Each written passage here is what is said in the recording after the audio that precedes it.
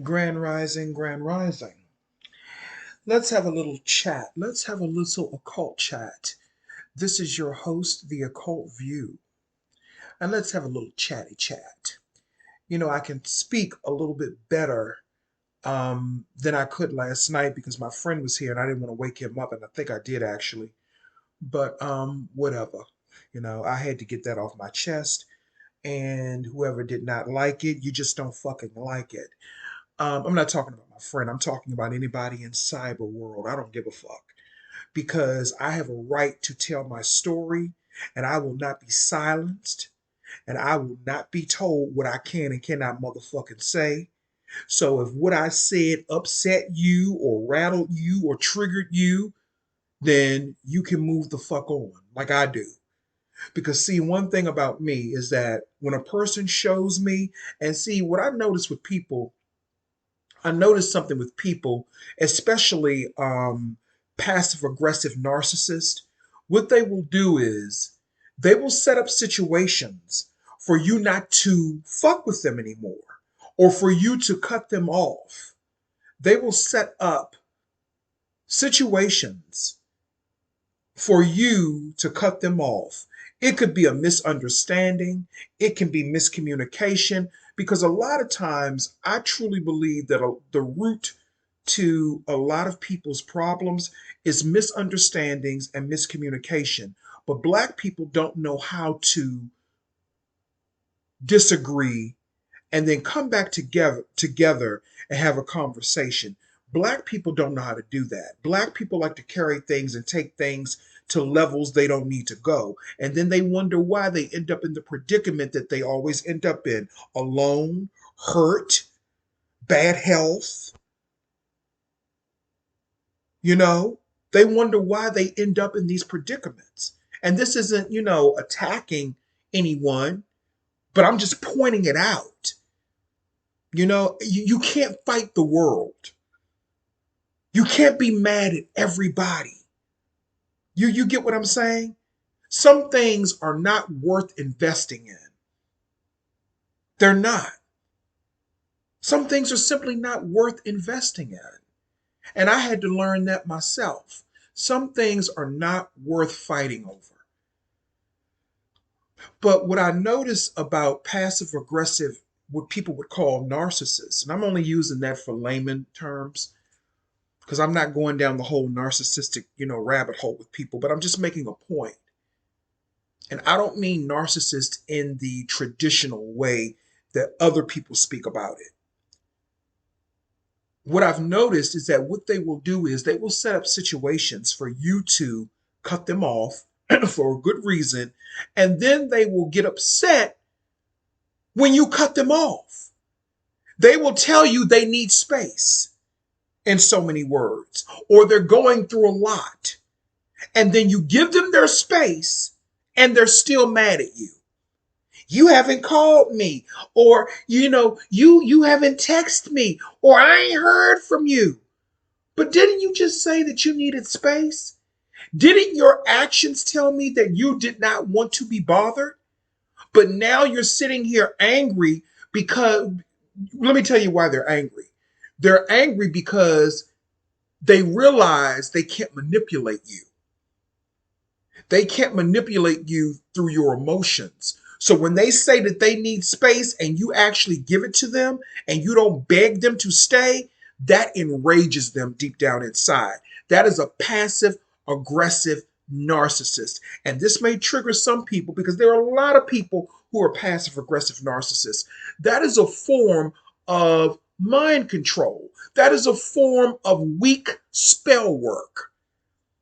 And I've noticed that about a lot of people, even people in my family. Even the people in my family, a lot of the women in my family do this shit a lot. They do this shit a lot.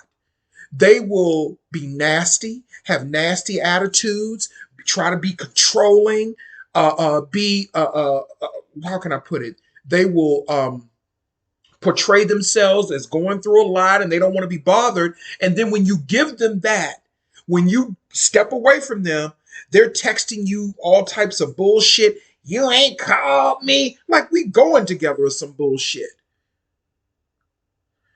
Bitch, I don't go with you. You're just a relative. You're not even family. Because family does not do shit like that to people. Remember, I broke down family and relatives. Family, that's people, those are people that are there with you and that will always be there for you unconditionally, unlimited. That is true unconditional love. That's family. That has nothing to do with genetics. Relatives are just genetics. They're just genetics. And I have to be honest with you, there are very few relatives that I really genuinely like or love. And that's just being honest. There are very few. There are very few relatives that I like or love. And I can be honest about that because I'm no longer connected to these obligations of humanity. And people are not going to like you when you go to that next spiritual level. They're not going to like you. They're going to have issues with you. You know, they're going to try to create problems for you. You don't call them every day. You don't text them every 5 minutes because they have a void in their life. I have a life. I have a life. And I'm assuming most of the people that watch me, you have a life too. And sometimes in my life, I don't want to be bothered. It's nothing personal. It doesn't mean that I don't love you. It just means I need me some me time. And in a lot of these so called fake ass families, they don't want you to have me time. They want you to be at their beck and call when they need somebody to talk to, when they need this, when they need that, when they trying to pry and be nosy. That's what they need because a lot of them they act like agents. They act like CIA agents. And I remember that brother I was telling you about who was talking about um, black people being the true devils against other black people. He was saying that in his video too, how a lot of these family members could be CIA agents. They always want to know what you doing, where you going, why haven't I heard from you? Like you got to fucking check in with them, like you're on probation or something. That don't work with me. And I will rip a motherfucker's head off verbally for doing that type of shit to me and spiritually as well. Because nobody keeps tabs on me. Slavery is over.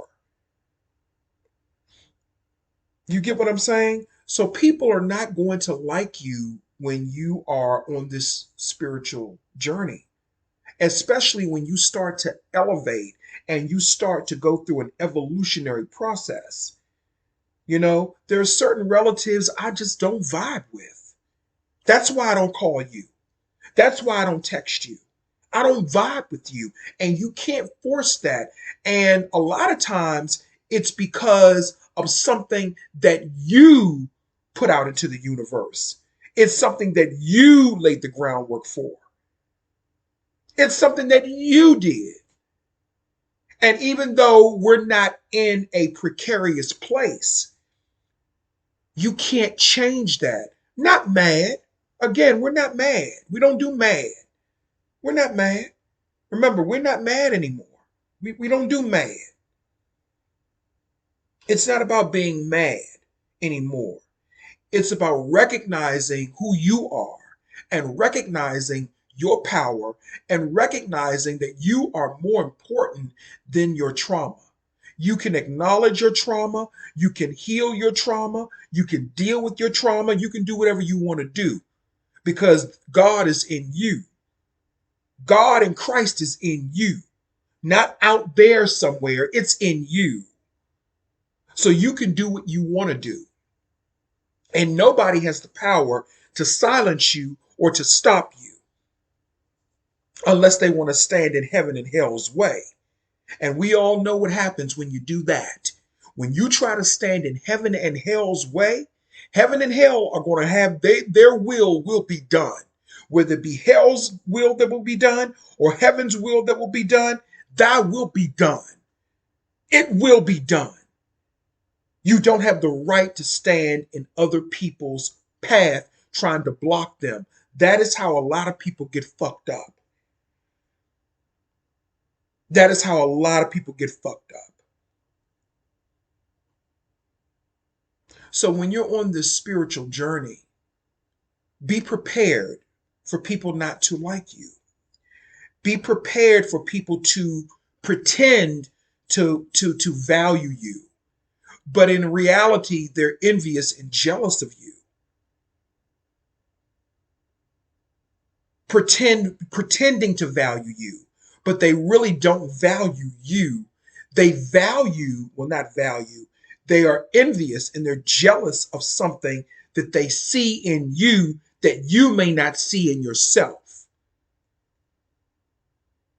See, that's how that works. So, what they will do is this is what they will do. They will stick around you long enough to study you. And black people do this shit. See, people always think that black people are innocent. No, black people are not innocent. Black people are just as sociopathic, psychopathic as they claim that white people and other people are. Black people will sit back and study you, especially people in your families. They will study, I mean, well, your relatives. They will sit back and study you. And if you are somewhat of a good person with a good heart, they will try to use that against you. They will try to destroy you, and they will try to use that as a weakness against you. They will try to, they look at that as a weakness, especially when you have a good heart and you have good intentions.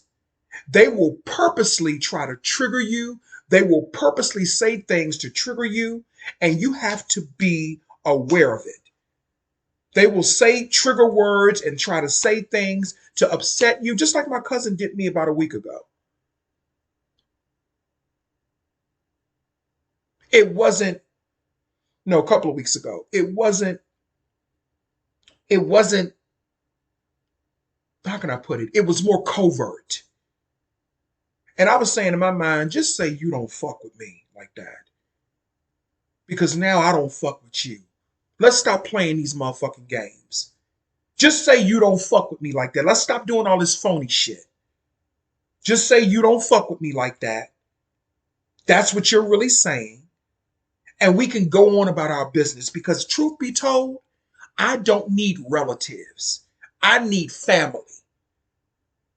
Family is different than relatives. I don't need relatives. I need family. The only relatives that really mean something to me are my mom and my brother. That is it. That is it. Truth be told. And maybe a couple of other sprinkle of relatives, maybe an aunt or two. Well, only one aunt. That other crazy bitch, I don't fuck with her. You know? And that's okay. And I'm realizing more and more it's okay to be who you are. It's okay. And a lot of people may say, well, that's arrogant. Well, you can be arrogant sometimes. They're arrogant. They're arrogant in their spiritual journey. Why can't I be arrogant in mine and say, these are my boundaries? I don't want to deal with you.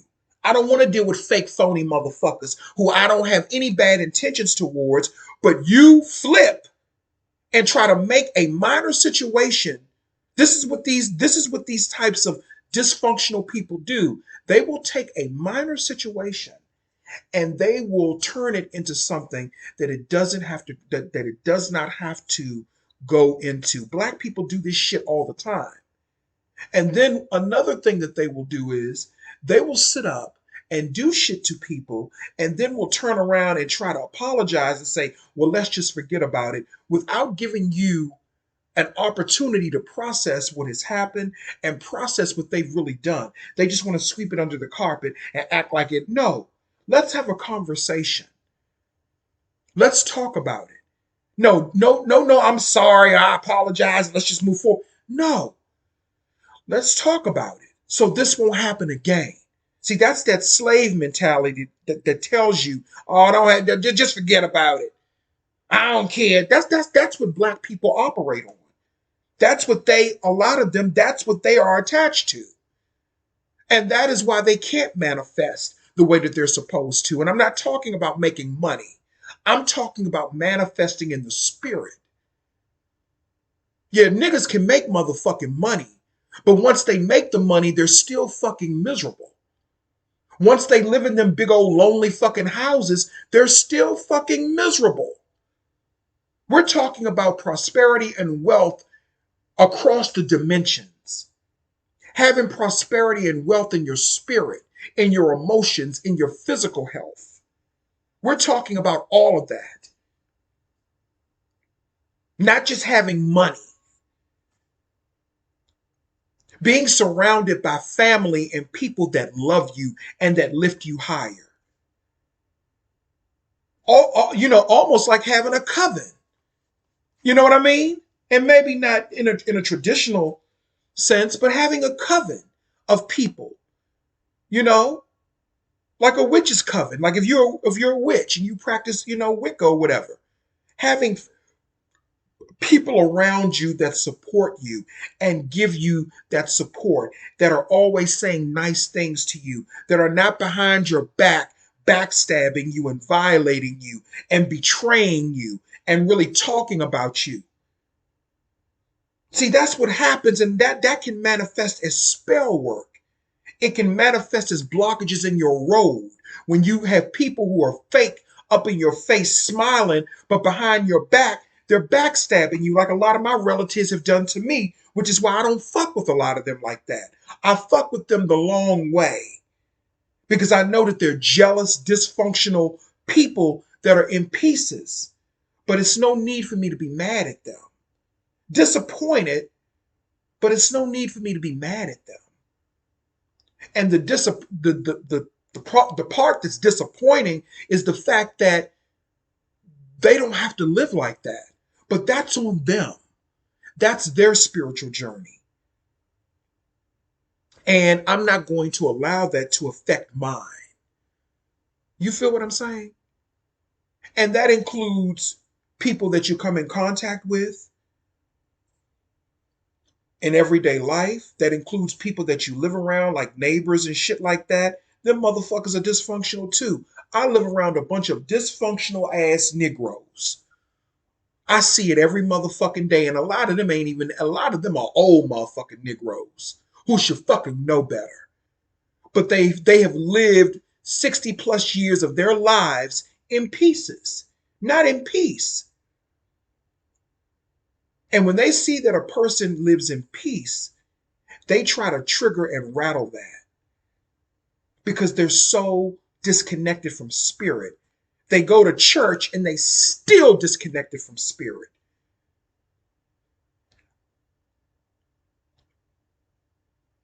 You feel what I'm saying?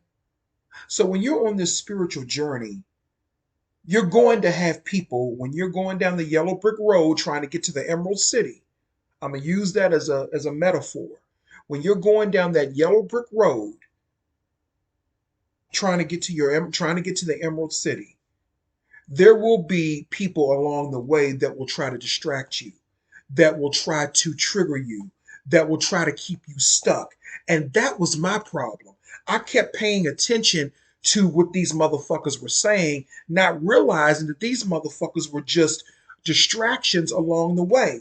Remember when Dorothy, and I'm going to give you another twist on The Wizard of Oz. Remember when Dorothy was going down the yellow brick road?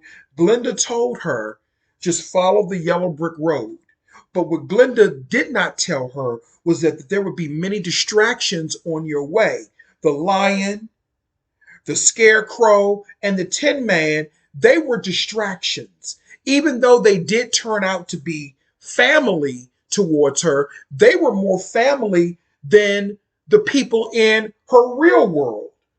Because the people in her real world really did not understand her. That's why Dorothy wanted to run away. And that's how she ended up in Oz. But when we look at it from another perspective, the scarecrow, the lion, and the Tin Man, they were distractions because she then became emotionally entangled with them, and that blocked her. That kind of not blocked, but it kind of stagnated her process to get to the Emerald City. She got there, but she would have got there a lot quicker if it was just her and Toto. You know what I'm saying? And that's what I'm saying.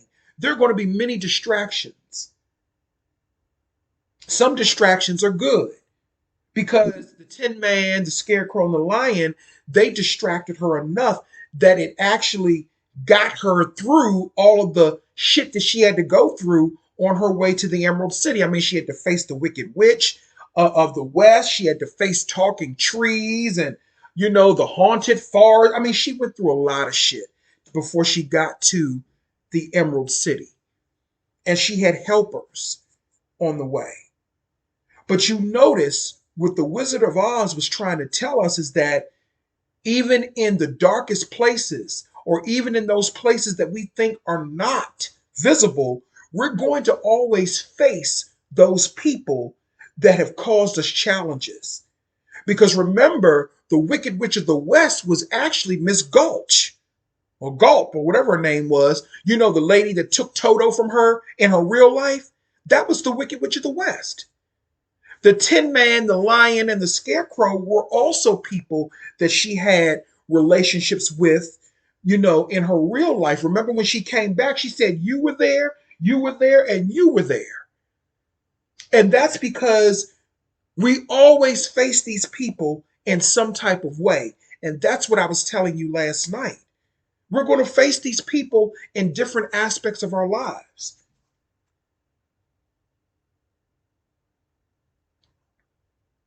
So, again, when you're on this spiritual journey, and see, Dorothy was going through a spiritual journey. She was going through a spiritual journey. She felt like her relatives did not understand her. She felt like they would see Dorothy, she was being put in a box. She was being put in a particular box and she didn't like it. And she wanted something better for herself. And that is how she ended up in Oz. That's how she ended up in Oz. Because that was her heaven and ultimately her hell as well. The hell was dealing with, the Wicked Witch and all that type of stuff. But the heaven was the part where she had some of the most meaningful relationships. You know, she really met people that were her family. See, Auntie Em and Uncle, what was his name? Uncle Henry or whatever his name was, they were just her relatives. They were her relatives. They weren't family. They were just her relatives. Because no one ever knew who was Dorothy's mother. Now that needs to be explained. Who was her mother? That needs to be explained, but that's just on a side note. So when you're on this spiritual journey, there are many different surprises. There are many different roads. There are many different blockages, and there are going to be challenges. And we have to be okay with those challenges. Don't challenge the challenge. You understand it. You get what I'm saying? You don't challenge the challenge because meeting it with challenge will create more challenge and obstacles. You meet it with a clear mind and you say, okay, this is what's happening. Same thing with my friend here. Me and my friend, we don't argue anymore. We don't have any more disagreements. And one of the reasons why we don't have any more disagreements is because I had to change how I thought about things. Plus, I had to do some work on him too. Yeah, I had to do some spiritual work on him. That's part of it as well. But that's another story. But mainly, we don't have any more differences because I've changed how I view the situation. And one thing that I have learned and changed is that a person that is challenging, you can't meet them with that same energy. You have to meet them with another type of energy. You can't meet them with the same energy that they meet you. You feel what I'm saying? You have to be the balance if you want to correct an imbalance. So I started looking at the situation like this. Okay, he's here with me. We've been friends for a long time. And despite what they show you about relationships, relationships are not all peaches and cream.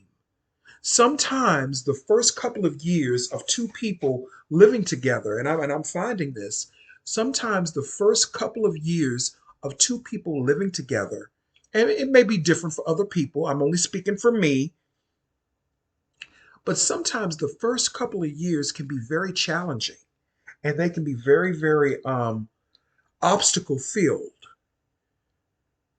because it's still new. And I think that now that we are learning each other a little bit better, and now that trust is setting in, remember, we've been friends for a long time, but we've never lived together. That's different. And we've had some major, major arguments. We've had some major arguments, okay? But we're still friends. We're still together. Like I said, I had to do some spiritual work on him and on myself. I had to do that in order to get to where I'm at now. So there's been peace in my household. There's been peace, and I know I haven't spoke about it in a while, but there has been peace. There has been peace. And that's because, like I said, I changed how I looked at it. I had to realize that this was still a new situation, and I had to give it time to grow. I had to give it time to not just grow, but to for the kinks to get worked out of it, basically, you know. And time does sometimes time does make things better. And I think in this case things are better, you know. Before, because see, now I'm more conscientious that of how I speak to him. He's more conscientious how he speaks to me. So now we're at a much better place. We're in a much, much, much better place. And I didn't give up on him, even though I wanted to, and he didn't give up on me. Okay. And I really, when I really think about it, things could have been a lot worse. Things could have been a lot worse, you know? And I enjoy having somebody here with me. I enjoy that. There is a peace and a joy knowing that someone is coming home to you. You're going to have someone there with you. That's a peace and a joy there. And that's a blessing. You know, no, things are not perfect. Does he still irritate me and do things that I don't like? Of course he does. Of course he does. But I've learned that I have to understand that everyone is not a perfectionist like me. So I have to accept people, well, him as he is. I don't have to accept people as they are because I don't know that everybody, but I do accept him as he is. I accept him as he is, and I appreciate him as he is because it is not, it's okay to be alone. It's okay to be alone, but it's not okay to be lonely. And I always put myself in someone else's shoes, or I put myself in, how can I put it?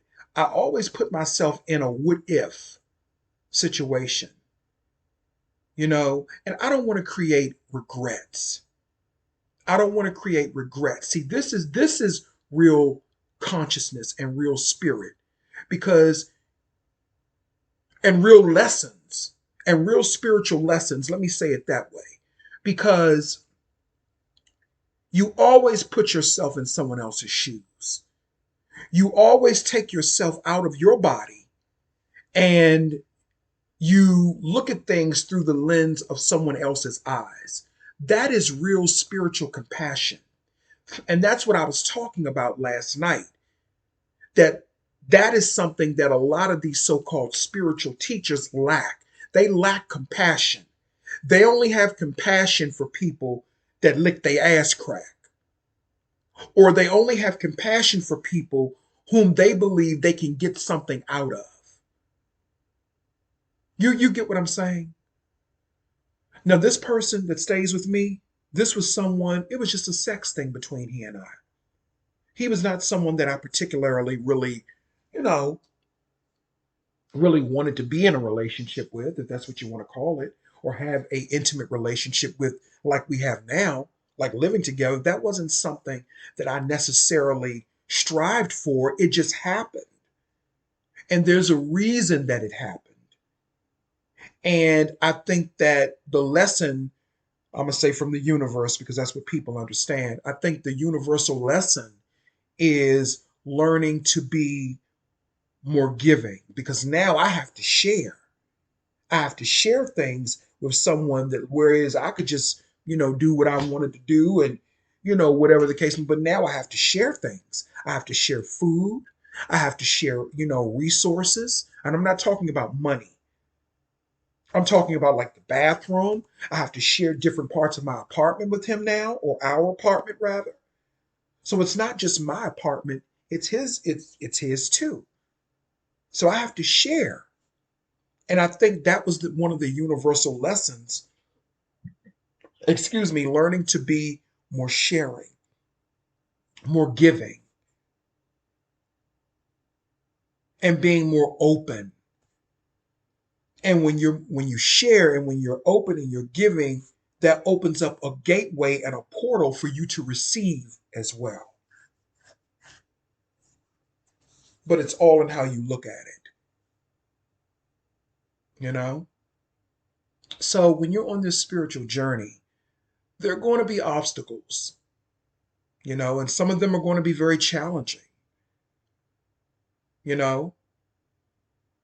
Some of them are going to be very challenging. You know, Tina Turner passed away. What's interesting is that they said she died last year in October. Someone reported that she died last year in October.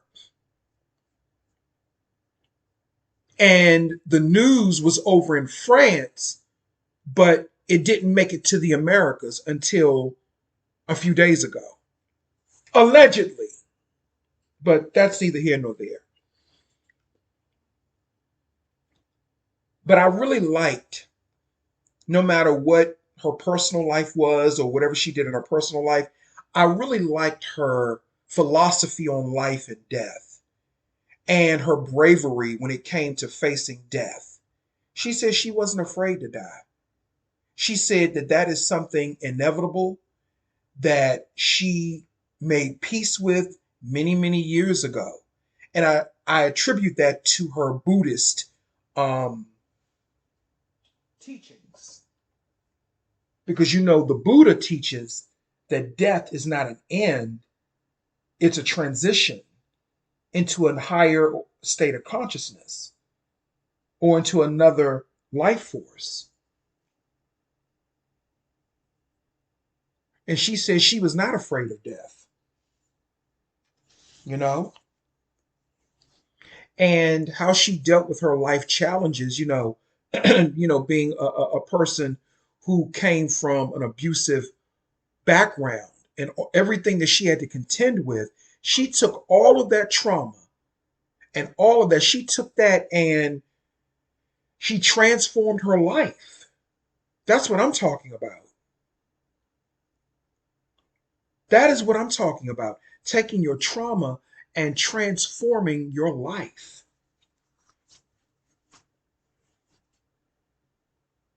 And being a vessel that other people can learn from. And I really just thought that her philosophy on life and death, I thought that was awesome. I thought it was awesome. I really did. And it's really inspiring. It's really inspiring how she felt about life and death. I heard some other things about her too on the little messy side. I heard that she really didn't fuck with black people like that. That she didn't like she didn't want black people in her house or some shit like that. But you know what? You know what, Tina, honey, wherever you at, child, I don't blame you. Because sometimes I feel the same way about them motherfucking niggas. And I don't give a fuck who that offends because they always got a bunch of shit with them. Sometimes on the human side of me, I feel the same way sometimes. And it's not because I want white people. No, it ain't got nothing to do with that. It's just what it is. It's time to be honest with our feelings. See, we hide a lot because we don't want to offend people. We don't want to hurt people's feelings. God damn it. I don't blame Tina for feeling like that sometimes. Shit, I said it. I don't blame her. Now, I'm not talking about the people that I like and admire. I'm not talking about them. But I heard that she really did not like niggas in her house. She ain't fool with no niggas like that. And that's probably because of where she came from and how she was treated by niggas. And she probably saw the worst in a lot of black people.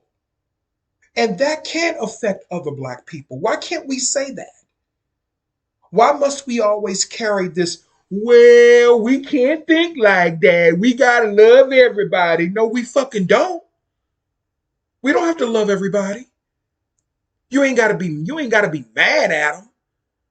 You don't have to hold any animosity, but you definitely can keep your fucking distance and leave them over there where they are and you stay where you are. But you know what? Even though I give her the side eye now, after her defending her son who murdered her grandson. But one thing I will say, I think Tina did have a lot of respect for Miss Robbie from Sweetie Pie. She had a lot of respect for Miss Robbie. At least that's what, it appeared to be in that interview that Tina Turner did with Oprah some years back. She spoke very highly of Miss Robbie and said how Miss Robbie was really a good friend to her during those tough years in her life when she was married to Ike Turner, you know.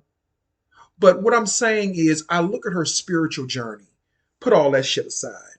I'm looking at her spiritual journey, where she was, where she came from, and where she ended up, and how the principles of Buddhism really helped her.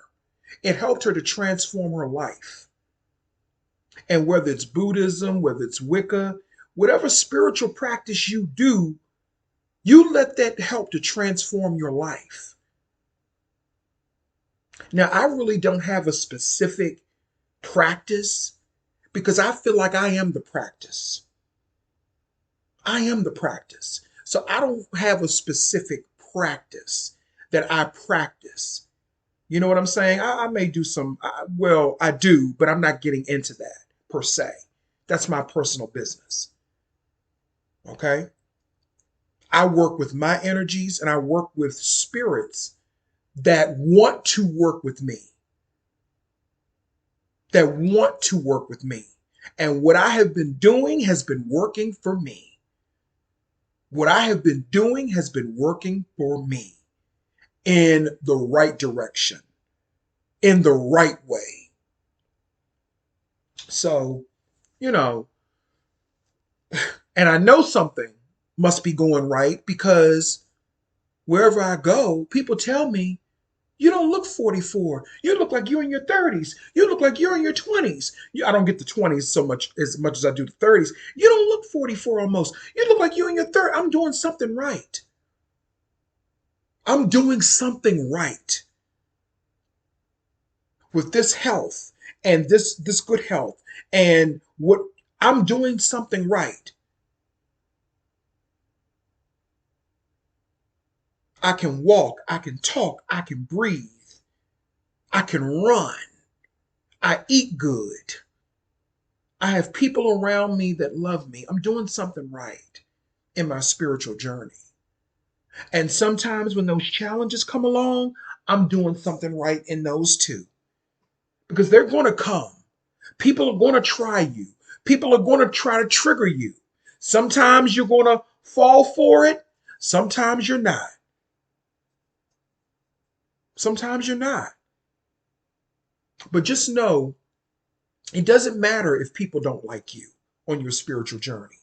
It doesn't matter if, they're jealous of you. It doesn't matter. Because at the end of the day, they can't stop you. They can't stop you. Nothing can stop you. I can't stop you. Your mama can't stop you. Your children can't stop you. When you are ordained by the universe or by spirit to be what you are supposed to be, nothing or no one can stop you. So that is why I wanted to say, as a continuation, don't be mad. No need to be mad anymore. It's no need to be mad at those people. Those people are going through their own challenges. Those people are going through their own curses and spells.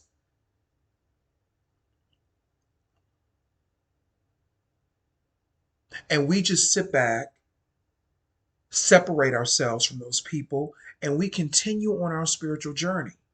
And just realize they were just a distraction on the yellow brick road. That's all they were distractions on the yellow brick road on your journey to the Emerald City. That's it. And that is how I view a lot of these things and challenges. The people that may not like you or like what you do, that's okay. They ain't got to like what you do. They just better stay in their motherfucking lane. Because when you don't stay in your lane, that is when you get fucked up. Anyway, this is the occult view. I just wanted to come back through and reiterate a little bit better and expound upon my spiritual experience as an occultist. Anyway, that's all I have to say. And much thanks and gratitude to the people. Let me say this before I go. Much thanks and gratitude to the people who've caused challenges for me. Because if it had not been for those challenges, like I said last night, I wouldn't be where I am now. I wouldn't have the life that I have now. I wouldn't have the good feeling that I have now. I wouldn't have the blessings that I have now had it not been for those challenges and those distractions on my journey on the yellow brick road. I wouldn't be where I am now. And that's what I want people out there to know. Your distractions and challenges, they elevate you to the place where you really want to be. It may not be the place that your physical wants to be, but it's the place where your spiritual knows you need to be, where your spirit knows you need to be, not your spiritual, but your spirit knows you need to be. It's not always about a big house. It's not always about that. Sometimes it's a little bit deeper than that. Sometimes it's about where spirit needs you to be spiritually, not physically. Because what we don't see going on is really the problem. What we don't see going on is really the problem. But see, I can see what I can see. And what I can see is spirit elevating me more and more and more. I'm learning more. I'm gaining more wisdom. I'm gaining more knowledge about self, about the God and the spirit within me. And that is what I give respect to. And that is what I nourish. The spirit within me, the God within me. And that's what I encourage people to do for themselves as well. Nourish the God within you. Nourish the spirit within you. You give that the accolades and you give that the respect that it deserves. Not no fucking, spiritual teacher. You don't need, you know what I'm saying? You can give people respect. Don't get it twisted. But don't make the mistake that I did. I gave respect and I had a love for someone and they did not appreciate that. And that was not their fault. That was my fault. That was my fault. And I accept full responsibility for that. You feel what I'm saying? I accept that. I accept full responsibility for giving people something that they didn't deserve. And that includes people in my family, relatives, rather. I'm not going to call them family. That includes relatives. That includes so called motherfucking fake motherfucking friends and people in the community. And, that includes everyone in my life that I have given energy to who did not want it, nor did they deserve it. I take all that shit back. Even if the motherfuckers are dead, I take it back.